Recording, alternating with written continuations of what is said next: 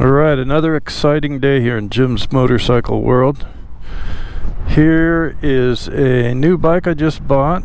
This is a Honda Africa Twin Adventure Sports ES DCT. So the Adventure Sports stands for the bike with the larger fuel tank and 6.6 gallon fuel tank, and it's kind of their luxury version of their Africa Twin. Goes up against the other brands of adventure bikes. The ES stands for electronic suspension. You can set the suspension with different driving modes, and that gets all going. And you can set, there's drive modes, drive, and 3 sport modes, and then you could do manual shifting. It's the DCT, like my other bikes, and I've got Apple CarPlay on the thing, and I'm not that much of a technical guy. I think I've said in some of my other bikes I kind of enjoyed just having a simple bike, but decided to jump in. I really want to do some touring, and I had the NC750 pretty much ready to go for touring, but it's still only 58 horsepower. This is 100 horsepower. Just gives you that little bit more oomph power wise. It's heavier, which gives you a little more stability on the road with the wind. It's actually really windy right now.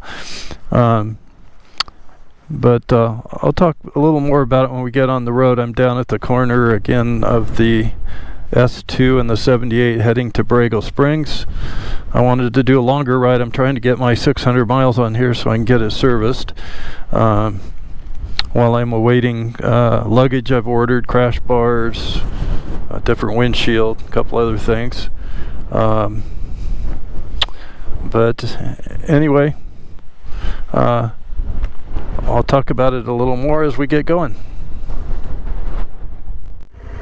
There we go. Okay, you can tell I'm still getting used to this darn thing. I'm in my regular mode now. This may not, I saw a couple other folks' videos, and they came up, the screen has a bunch of bars going through it, and that may look this way with the camera, so we'll see what we end up doing with the camera.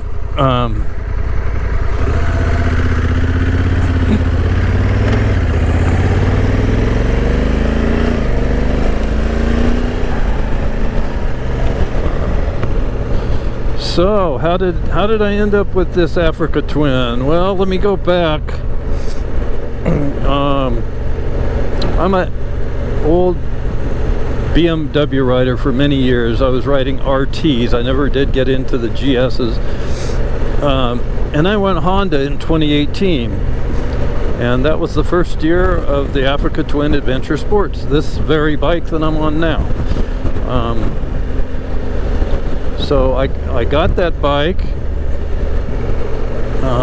put, gosh, $9,000 or $10,000 worth of aftermarket stuff on it, and at the end of the day, it was just, I could barely touch the ground. It's a very heavy bike. Its base is 565 pounds, and I had a lot of stuff on that. It was probably around 600 pounds. And it just got to be that I didn't enjoy the darn thing. I mean, I loved the bike. I loved, you know, the seating position, the way it rode, everything about it. But I was, every time I rode it, I thought I was going to drop it. Had to hunt around for just the right spot to put the kickstand down and all this stuff. So I finally gave it up, and I got the CB500X to replace it. Half the size, but a small motor. But I missed the DCT, so I ended up getting first a Rebel 1100, and then I decided I'm not really a cruiser style guy. I want to do touring, and the Rebel, you just couldn't get much luggage on it. As you know, it was just limited in that way. So I sold that, and the plan was to maybe get a Goldwing And once the Rebel sold, I just decided the Goldwing was too big. I'm hauling around this big lazy boy seat on the back, and my wife doesn't ride. I don't take passengers, so I just thought maybe that's a little overkill. So I got the NC750, and I decided that was going to be my touring bike. So I started decking that one out, putting everything on it, and just got it done. Actually did the last two things recently. I put electronic cruise control because it didn't have cruise control, and I put an auxiliary fuel tank to give me about the same range I'll get on this Africa Twin. And then I made the mistake of going down to a Honda dealer. I had been looking at YouTubes, and Honda has figured out, like the old joke with the GSs is, the BMW GSs is 90% of them spend their time at Starbucks and not riding off-road at all. So I think Honda finally realized that people are using this bike as a touring bike, and because it was so tall and everything, it kind of limited the customer base that they had. So for the adventure sports, with this is with the 6.6 gallon gas tank, it's the large one. It's their sort of premium adventure bike that they offer. They decided to they took away about 2 inches of the suspension travel, and they put a 19-inch wheel on the front instead of a 21-inch. And those two things, and then also with a 19-inch wheel, you got better tire choices, and the tire that's on it is wider than the little 21-inch. That gives you much better road handling ability, and more importantly, those changes they made it much lower to the ground. I can completely flat foot this now, and also with the electronic suspension, it kind of when you start driving, it sort of stiffens up, and that will kind of lift the bike up a little off the ground. But when you're stopped, it's hasn't done that yet, so that's even a little lower. So it's actually when I sit on it in the configuration, you can configure whether you're just a rider, rider with luggage, rider with passenger, or rider with passenger and luggage, and that electronically changes the preload. So I can sit on the bike, just sitting, holding it up, and I can go from one rider to two, and the bike will just lift up, I don't know, half, 3/4, maybe an inch even, and that those two things, it even seems like, even though it's still got the big gas tank up top, it just seems like it's a little less top heavy than certainly than the one I had. There's been some reviews. Big Rock Moto reviewed both the standard Africa Twin and the Adventure Sports, and he found the Adventure Sports easier to lift up from a knockdown than the other one, even though it weighs more and everything else. So whatever they did, it brought that weight down. So anyway, bottom line is, it's comfortable enough that I felt okay going with it. I mean, I'm an old guy, I'm 69 years old, so maybe I should have just kept the NC750. Maybe I'll find out that was really the correct thing to do. But so far so good. I'm able to push it around the garage, and I'm able to get it off the side stand and all those kinds of things that I had trouble with the other one. But the dilemma of all that is that now I got way too many bikes. So I've actually had 4 of them for sale.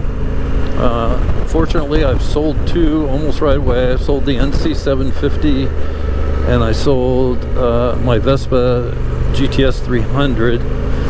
I still have I put the Royal Enfield Classic 350 up for sale, and I put the CB500X for sale. neither of those are selling quite so quick, so we'll have to see. I also have a Honda Monkey that I may be putting up for sale, because I recently also bought a Honda Trail 125. The Monkey really handles and rides better than the Trail, but the Trail is set up for putting a whole bunch of luggage on, and again, even on the small bikes, I want to go touring or dirt riding. What I've discovered is I've never been a dirt rider, and I'm still really, not a dirt rider. So that meant that I've had to come to the conclusion that something like a Trail is going to be about the only thing I'm going to be doing BDR, backcountry discovery route on.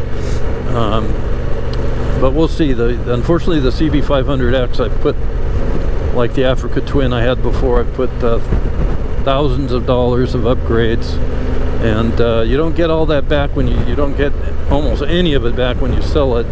I've been lucky enough to sell both the Africa Twin I had and the NC750. I was able to sell for a pretty high retail price, so at least I got that. I didn't really get any of my money back, but I got the best price, probably as well as a dealer could do on it, so at least I got that.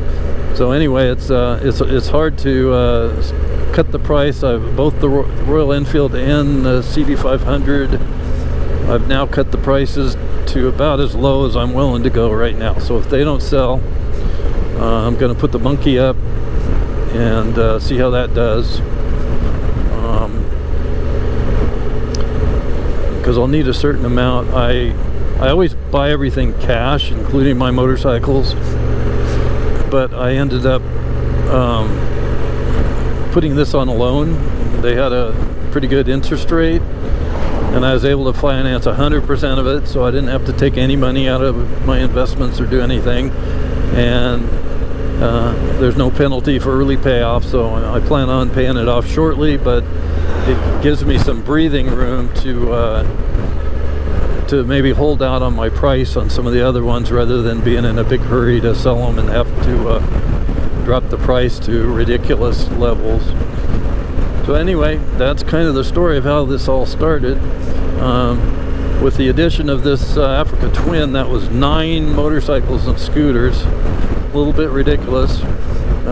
So now I've, Africa Twin, it was 8, the Africa Twin is now 9, and I've got rid of 2. So I'm basically down 1, and I've got 2 more that I'm hoping to sell, and a third one that I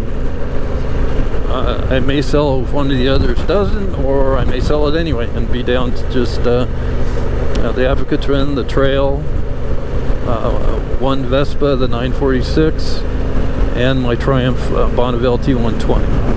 So we'll kind of see how it all pans out. But I'm loving this bike. This is my second time on it, and I was kind of wondering, should I just have kept that NC? But the NC was about 58 horsepower. This is about 100, and that's all I need. Some of the bigger, like the BMW GS and some of the KTMs and the Triumph Tiger 1200, some of those are like 150 horsepower.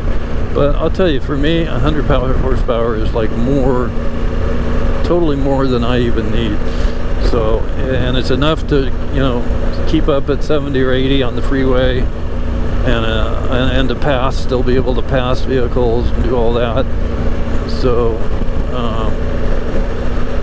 I think it's going to be an awesome bike. Like I say, it is heavy, even though it's not as top heavy as the other ones. And maybe I've been doing a little more riding since I had that other one, so maybe I'm just used to balancing and moving bikes around and all that. But for now, I think it was a good choice. Again, I'm waiting for some luggage to get here, and crash bars and a couple other things. I already have my Corbin seat on it,